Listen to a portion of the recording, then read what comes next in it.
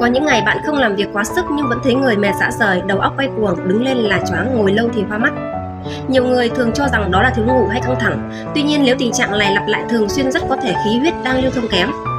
Khi khí huyết ứ trệ, máu không đưa đủ oxy và dưỡng chất lên não, cơ thể sẽ xuất hiện các triệu chứng như là hoa mắt, chóng mặt khi thay đổi tư thế, đầu nặng, khó tập trung, tê bì tay chân, châm chích, uể oải, thiếu năng lượng kéo dài.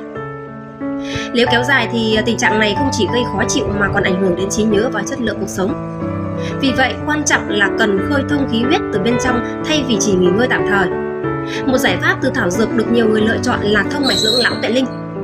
Sản phẩm kết hợp các dược liệu như là hoàng kỳ, linh năng, đương quy, địa long giúp bồi bổ khí huyết, tăng cường lưu thông và hỗ trợ tuần hoàn máu não. Nhờ đó góp phần cải thiện tình trạng hoa mắt, chóng mặt, tê bì do khí huyết không thông.